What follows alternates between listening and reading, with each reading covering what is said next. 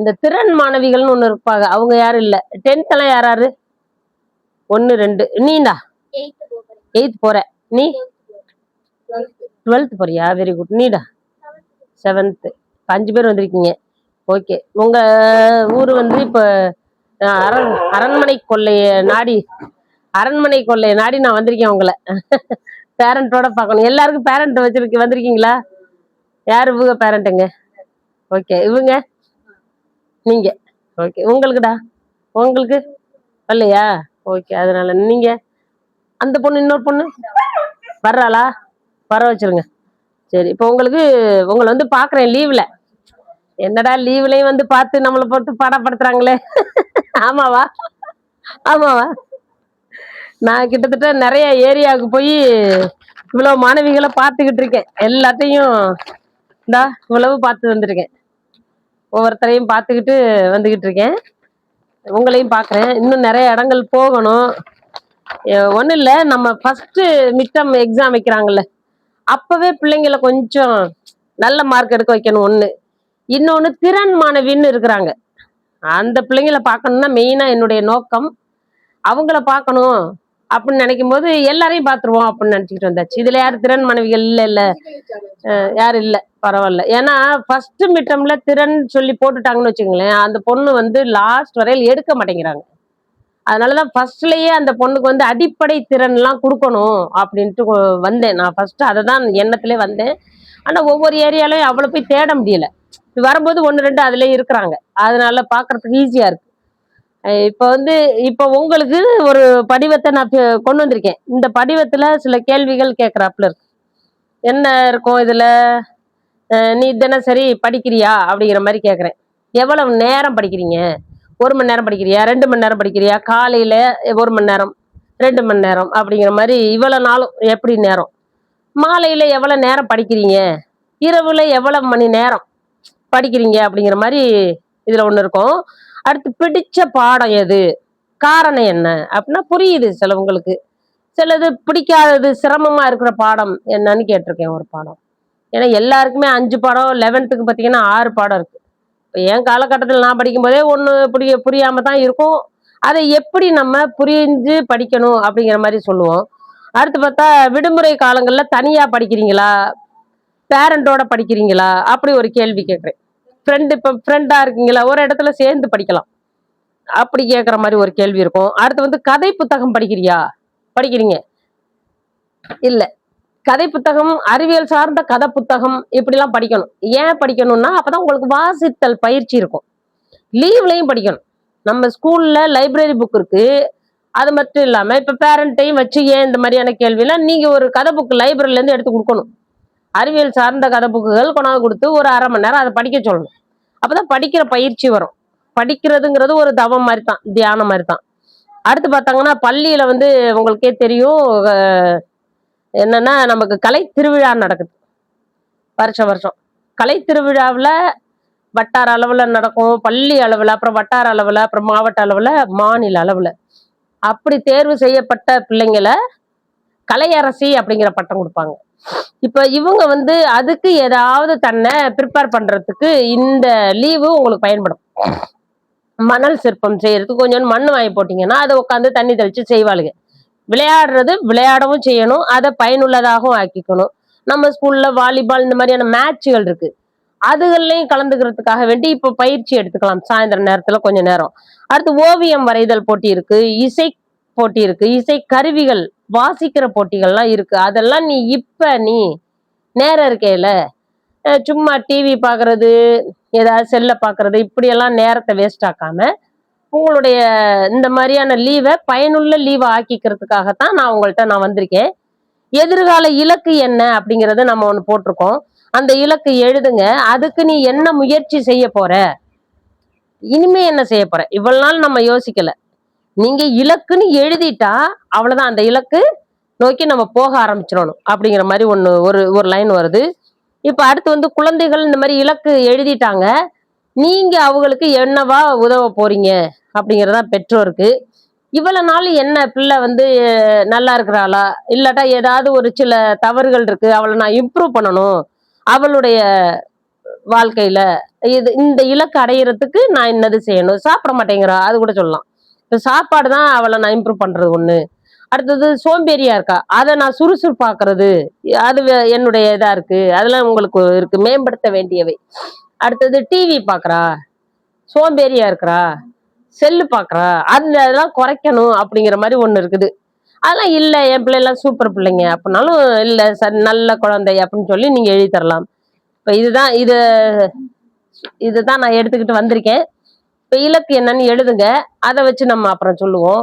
இலக்கு என்ன, உனக்கு என்ன இலக்கு, அதை எழுதுங்க பாப்போம். இந்தாங்க ஆளுக்கு ஒண்ணு, இந்தாங்க ஆளுக்கு ஒண்ணு கொடுங்க. இலக்கு என்னன்னு நீ ஃபர்ஸ்ட் இலக்கு என்னன்னு எழுதிடுவோம். இந்தா பெண்ணு எல்லாரும் கொண்டு வந்திருக்கேன். வந்துட்டாளா இன்னொருத்தி? Very good. இந்தாமா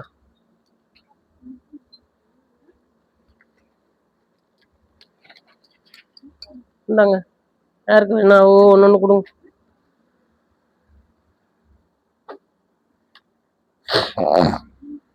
என் பெட்டிக்குள்ள பிஸ்கெட் இருக்கு, எடுத்துட்டு வாங்கம்மா. மாடி அது உள்ளுக்குள்ள போட்டிருக்கேன் கீ, பின்னாடி டிக்கியில பிஸ்கெட் கொண்டு வந்தேன். எழுதுங்க. பிடிச்சாச்சா? கொண்டாங்க பாப்போம். இவங்க மாவட்ட ஆட்சியர் ஆகிறேன்னு எழுதிட்டாங்க. என்ன பேருப்பா? சபர்ணாவா? சபர்ணா. ஆட்சியர் ஆகுறீங்க பாருங்க. இந்த பாப்பா எல்லாம் மாவட்ட ஆட்சியர் எழுதியிருக்காங்க. எவ்வளவு பெரிய பொறுப்பு! இந்த மாவட்டத்துக்கே ஒரு போஸ்ட் தான் தெரியும்ல. மாவட்ட ஆட்சியர் யாரெல்லாம் கை தூக்குங்க. 1 2. நீ எம்பிபிஎஸ்ஸா? ஓகே, எம்பிபிஎஸ் படிச்சாலும் மாவட்ட ஆட்சியர் ஆகலாம். மாவட்ட ஆட்சியர்ல நிறைய பிரிவுகள் இருக்கு. அதுல ஐஇஎஸ் இருக்கு, ஐஎஃப்எஸ் இருக்கு, ஐஆர்எஸ் இருக்கு. இந்த மாதிரி நிறைய சொல்லிக்கிட்டே போலாம். ஒரு 16 பிரிவோ என்னன்னு இருக்குன்னு நினைக்கிறேன். ஐஇஎஸ்ன்னு ஸ்பெஷலா சொல்றேன் என்னன்னா இந்தியன் எக்கனாமிக் சர்வீஸ், அது தெரிஞ்சுக்கோங்க. இந்தியன் எக்கனாமிக் சர்வீஸ் அது ஐஏஎஸ் கேட்டுற மாதிரியே தான் இதுவும். அதுவும் மாவட்டத்துக்கு ஒருத்ததான். சரியா? அந்த மாதிரியான கோர்ஸுகள்லாம் தெரிஞ்சு நீங்க படிங்க. இப்ப நீங்க இலக்கை நிர்ணயிச்சுட்டாங்க, பேரண்ட் நீங்க புரிஞ்சுக்கங்க. உங்களால என்ன முடியுமோ அதை, உங்களுடைய கருத்து என்னன்னு நம்ம கேட்டிருக்கோம். இவங்க இலக்கு என்னன்னு சொன்ன பிறகு நீங்க என்ன சொல்லணும், நாங்க உதவியா இருக்கிறோம்னு சொல்லணும். இப்ப இவ்வளவு நாள் சாதாரண பொண்ணா பாத்தீங்க, இனிமே அவங்க மருத்துவராகவும் ஐஏஎஸ் மாவட்ட ஆட்சியராகவும் நீங்க பார்க்க போறீங்க. யாருமே குறைவான ஒரு இதுல பதவியில போடவே இல்லை. எல்லாம் பெரிய பெரிய பதவிகளை போட்டிருக்காங்க. இந்த சமுதாயமே மாறணும் அப்படின்னா இந்த பிள்ளைங்க இன்னும் நல்ல முயற்சி எடுத்து பயிற்சி எடுத்து பெரிய பெரிய போஸ்ட்ல போகணும். அதுக்குதான் இப்ப உங்களையும் வச்சு நான் சொல்றேன். அம்மா நீங்க என்னன்னாக்க இப்ப இதான் உங்களுடைய எய்ம்னு நீங்க சொல்லிட்டீங்க. இப்ப என்னன்னா எய்ம்னா ஒரு இடத்துல புள்ளிய வச்சுட்டு வில்லுல இருந்து அம்பை எய்து ஆரம்பிச்சிட்டீங்க. இப்போ உன்னைய அம்பு இப்படி விட்டுட்டோம்னா என்ன ஆகும், போய்கிட்டே இருக்கும். போய்கிட்டே இருக்குமா? எங்க போகணும், நிறுத்தணும், எங்க போய் நிக்கணும், அந்த புள்ளியில போய் அடிக்கணும். வேகமா இங்கிருந்து வேகமா நம்ம கை எடுத்தாதான், இழுத்து அடிச்சாதான் அங்க வேகமா போய் அந்த பாயிண்ட்ல போய் டிப்பு நல்லா கரெக்டா போய் விழுகும். நீங்க என்ன பண்ணணும், இப்பவே சின்ன பிள்ளைங்களா இருக்கிறீங்க, இப்பவே உங்களுடைய வேகத்தை அதிகரிக்கணும். உங்களுடைய பயிற்சியினுடைய வேகத்தை அதிகரிக்கணும். பயிற்சியினுடைய வேகத்தை அதிகரிக்கணும். இப்ப நான் உங்களை பார்க்கணும், எனக்கு அது எய்மு. உங்களை பார்க்கணும், வீடு வீடா பாக்குறேன், நிறைய இடங்கள்ல போய் பாக்குறேன். இப்ப இதெல்லாம் நான் என்ன இதெல்லாம் பாத்தீங்கன்னா பிரிண்ட் எடுத்து இதுவே 2 3 வாட்டி மாத்தி மாத்தி பிரிண்ட் எடுத்தேன். இதெல்லாம் எப்படி நான் இந்த பிரிண்டிங் எடுத்ததெல்லாம் எப்படி நான் வாங்கியிருக்கேன்னு நினைக்கிறீங்க? எப்படி இது எப்படி வாங்கினேன்? எப்படி வாங்கினேன்? நெட் சென்டர்ல போய் எழுதி கொடுத்து என்ன பண்ணா அது பிரிண்ட் எடுத்து தாங்கன்னு சொல்லி காசு கொடுத்து வாங்கியிருக்கோம். தெரியுதா? இப்ப இதை நான் வாங்கினது காசு கொடுத்து வாங்கியிருக்கேன். அங்கேருந்து வரேன்னா ஒரு வண்டியில வந்திருக்கிறேன். உங்களுடைய எய்மோட வந்ததுனாலதான் அது வந்திருக்கேன். அப்ப அது மாதிரி நீங்க ஒரு எய்ம் எழுதிட்டீங்க. என்ன எய்ம் எழுதிட்டீங்க? நீங்க ஒவ்வொருத்தரும் உங்களுடைய இலக்கை நீங்க எழுதிட்டீங்க. இந்த இலக்கை எப்படி வாங்குவீங்க? எப்படி வாங்குவீங்க சொல்லுங்க பாப்போம். பணம் கொடுத்து வாங்குவீங்களா? பணம் கொடுக்கறதுனால உங்க கையில பணம் இல்ல, உங்க அம்மா அப்பா தான் தரணும். நீங்க இன்னும் சம்பாதிக்க ஆரம்பிக்கல.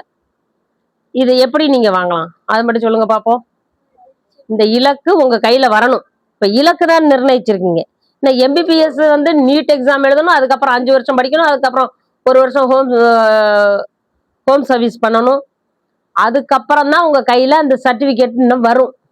அதே மாதிரி தான் நீங்க ஒரு டிகிரி படிக்கணும், அதுக்கப்புறம் நிறைய கோச்சிங் பண்ணணும். ஐஏஎஸ் அகாடமிக்கு போவாங்க, சில பேர் நேரடியாக ஐஏஎஸ் எழுதுவாங்க, பாஸ் பண்ணுவாங்க, உங்களுக்கு சர்டிஃபிகேட் வந்துடும். அந்த மாதிரி வரணும். எதை கொடுத்தா வரும்? எதை கொடுத்து வரும்? சத்தம் போட்டு சொல்லணும். நீங்க ஏதாவது ஒரு பாயிண்டாவது சொல்லணும், அப்பதான் நல்லா இருக்கும். எதை கொடுத்தா வரும்? முயற்சியை கொடுத்தா. நீ தெரியல உனக்கு? படிக்கணும். நீ நீடா சரி, அது படிக்கணும், எல்லாருமே தான் படிக்கணும். ஆனா எதை கொடுத்து வாங்கணும்னா நேரத்தை கொடுத்து தான் வாங்கணும். நேரத்தை கொடுத்துடணும். என்ன நேரம்? எல்லாரும் திருவிழாவில் ஃபங்க்ஷன்ல இருப்பாங்க. அந்த நேரத்துல நீயும் நம்மளும் போவோம்னு சொல்லிட்டு போய்க்காம அந்த நேரத்தை படிக்கணும். அந்த நேரத்தை கொடுக்கணும். அந்த முயற்சி நம்ம எழுதி வச்சிருக்கோம் இல்லையா? என்ன எழுதி வச்சிருக்கீங்க? என்ன போட்டோ கூட எடுத்து வச்சுக்கோங்க. கையெழுத்து போட்டு தானே, நீங்க போட்டோ எடுத்து வச்சுக்கோங்க. அந்த இலக்கை அடையிறதுக்கு எதை கொடுக்கணும்? நேரத்தை கொடுக்கணும். மறந்துடக்கூடாது. மழை கொட்டு கொட்டுன்னு கொட்டும், எல்லாரும் போத்தி தூங்குவாங்க. அந்த நேரத்தை நீ என்ன பண்ணணும்? படிக்கணும், முயற்சி எடுக்கணும், பயிற்சி எடுக்கணும். வெயில் கொளுத்துதுப்பா, அப்பாடா என்னால படிக்கவே முடியாதுப்பா, வேர் தூத்துது, எங்கடா போகணும்னு வருது அப்படின்னு நினைச்சுக்கிட்டு எல்லாம் அதாவது பாட்டுக்கு ஊட்டி கொடைக்கானல் போறாங்க. அப்ப நீ என்ன பண்ற? நீ பயிற்சி எடுக்கிற, முயற்சி எடுக்கிற, இப்படி பண்ற இல்லையா? எல்லாமே என்டர்டெயின்மெண்ட் பூரா இதுலதான் இருக்கணும். ஒரு இதுல போர் அடிக்குதா, இன்னொரு பாடத்தை எடுத்து வச்சு படிக்கணும். அப்படி நீங்க மாத்தி மாத்தி உங்களுடைய நேரத்தை நீங்க இலக்கு நோக்கி போறதுக்கு அந்த நேரத்தை யூஸ் ஆக்குனீங்கன்னா இலக்கு ஈஸியா கிடைக்கும். இலக்கை இன்னைக்கு நிர்ணயிச்சுட்டு நம்ம மாட்டுக்கு இருக்க கூடாது. வெளியில இருந்து அம்பு போகுது, யாராவது அங்கிட்டு கூப்பிடுறாங்க, அந்த அம்பு இங்கிட்டு திரும்பி பார்க்குமா? பார்க்கலாமா? பார்க்க கூடாது. நேரா போய்கிட்டே இருக்கணும். அதுதான் கரெக்டா அந்த எய்மை நோக்கி அடிக்கலாம். நீ பாட்டுக்கு போய்கிட்டே இருக்க, யாராவது கூப்பிடுறாங்க, ஏதாவது ஒரு இதுல மயக்கம் வருது, அப்படியே அங்கிட்டு திரும்ப கூடாது இல்லையா? நம்ம ஒரு எய்ம் ஃபிக்ஸ் பண்ணிட்டோம்னா, எங்களோட படிக்கும் பொழுது இவங்க நானும் ஒன்னா படிச்சோம். இங்க ஆதிலட்சுமி டீச்சரும் நானும் ஒன்னா படிச்சோம். இப்ப நாங்களாம் ஓரளவுக்கு எய்ம் பண்ணிட்டு எப்படியோ எய்ம்னு அப்பெல்லாம் சொல்றதுக்கு எங்க ஹெச்எம்லாம் வீடு வீடெல்லாம் வரல. நாங்க வந்துகிட்டு இருக்கோம். இப்ப எதோ பிள்ளைகளை பார்க்கணும். பிள்ளைங்க வந்து என்னவா இருக்கிறாங்க, திறனா வேற இருக்கிறாங்க. திறன் மாணவிகள்னா என்னன்னா கொஞ்சம் குறைவா படிக்கிறாங்க. இப்படியான பிள்ளைகளை மட்டும் பார்த்தா பத்தாது, நல்ல இலக்கு, இந்த மாதிரியான இலக்கு நிர்ணயிக்கிற பிள்ளைங்களையும் பார்க்கணும். இப்படி நாங்கெல்லாம் வந்து உங்களுக்கு மோட்டிவேட் பண்ணிக்கிட்டு இருக்கோம். இனிமே உனக்கு மோட்டிவேஷன் எது கொடுக்கணும்னா இந்த இலக்கு தான் உனக்கு மோட்டிவேஷன். வேற யாரும் உனக்கு ஏய் படிக்கலையா, படிக்கணும், உனக்கு ஒரு கதை சொல்லி உன்னைய மோட்டிவேட் பண்ணவே கூடாது. இனி எல்லாமே எதை நோக்கி போயிட்டே இருக்கணும்? இலக்கு நோக்கி போறதுக்கு இனிமே எந்த கதையும் உனக்கு தேவைப்படக்கூடாது. நீ தான் உன்னைய முயற்சி எடுத்துக்கிட்டே இருக்கணும். மோட்டிவேஷன் கதை சொல்றது, இலக்கை நிர்ணயிச்சது யாரு? நம்ம தான். அதை போய் அடையிறதுக்கு போய் நம்ம போய் என்ன பண்ணக்கூடாது? ஒரு இன்னும் கொஞ்சம் நம்ம கதை சொல்லுங்க, இன்னும் நம்ம அதை சொல்லுங்கன்னா இலக்கை நீ சரியா நிர்ணயிக்கலன்னு அர்த்தம். இதான் எலான் மாஸ்க் சொன்னது. இலக்கை நம்ம நிர்ணயிச்சுட்டு யாராவது ஒருத்த மோட்டிவேஷன் கதை சொல்லணும் அப்படின்னு நம்ம வெயிட் பண்ணவே கூடாது. நமக்கு மோட்டிவேஷன் கதை எது? நம்மளுடைய இலக்கு தான். இலக்கு நிர்ணயிச்சாச்சு. நிர்ணயத்துக்கு முன்னாடி எப்படினாலும் இருந்துடலாம். நிர்ணயிச்சுட்டா ஓட்டம் தான், ஓடிக்கிட்டே தான் இருக்கணும். அதை நோக்கி அதை தொடர வரையில் நம்ம ஓடிக்கிட்டே இருக்கணும். இலக்கை போய் தொடர வரையில் நம்ம ஓடிக்கிட்டே இருக்கணும். இப்ப வந்து இந்த இலக்கு நீங்க வந்து மருத்துவர்னா ஒரு பாயிண்ட்ல இல்லை, எல்லா ஆட்டிடியூடையும் நீங்க வந்து அதிகரிக்கணும். இப்ப நான் சொன்னேன், நான் என்னன்னா உனக்கு கலை திருவிழாவுல என்னென்ன தெரியும். இப்ப கலை திருவிழாவுல இப்படி நம்ம போனோம்னு வச்சுங்களேன், விளையாட்டு போட்டி, கலை திருவிழா, அப்புறம் கவிதை போட்டி, கட்டுரை போட்டி, நிறைய போட்டிகள் பள்ளியில் நடக்குது. அந்த போட்டிகளுக்கெல்லாம் நடத்தினா நீங்க வின் பண்ணா உங்களுக்கு சர்டிபிகேட் தராங்க. மாவட்ட அளவுல, மாநில அளவுல வின் பண்ணவங்களுக்கு சர்டிபிகேட் தராங்க. இந்த சர்டிபிகேட் எல்லாம் ஒன்னா தொகுத்து 10th முடிச்ச பிள்ளைங்களோடதையும் 12th முடிச்ச பிள்ளைங்களோடதையும் ஒன்னா தொகுத்து நாங்க அனுப்பி வச்சா அது மாநில அளவுல செலக்ட் ஆகி திரும்ப இன்னொரு சர்டிபிகேட் தராங்க. என்னது? காமராஜர் விருதுன்னு ஒரு சர்டிபிகேட் தராங்க. அது மிகப்பெரிய அளவுல பேசும். காமராஜர் விருது வச்சிருக்கா அப்படின்னாவே இவளுக்கு வந்து அடுத்த வேலை வாய்ப்புலையும் அடுத்து படிப்புக்கு போறதுக்கும் ஒரு பாயிண்ட் முன்னாடி அவ போகலாம். மற்றவங்களை விட 10,000 பேருக்கு முன்னாடி போய் நீங்க நிப்பீங்க. அதுக்காக தான் இந்த கலை திருவிழா நிகழ்ச்சிகள், விளையாட்டு போட்டிகள், கதை போட்டி, கதை சொல்லுதல், இந்த மாதிரி நிறைய போட்டிகள் இருக்கு. அதெல்லாம் நம்ம சர்டிபிகேட் வாங்கி வச்சுக்கணும் அப்படிங்கிறதை நீங்க தெரிஞ்சுக்கங்க. ஓகேவா? ஊசியா தான் போடணும், நல்ல மருந்து போடணும், நல்ல கத்தியை கரெக்டா பயன்படுத்தணும், வெட்டுறதுக்கும் பயன்படுத்தலாம், அறுவை சிகிச்சை செய்யவும் பயன்படுத்தலாம் இல்லையா? அந்த மாதிரியும் நீங்க இந்த செல்லையும் பயன்படுத்தணும். நல்ல டெவலப்புக்கு நமக்கு யூஸ் ஆகுது. ஆனா இது அதுல போய் உட்காந்துட்டோம்னா நிறைய பேர் அதுல உட்காந்து கொயான்னு ஏதாவது பேசிக்கிட்டே இருப்பாங்க. அதையும் மறந்துடக்கூடாது. நம்ம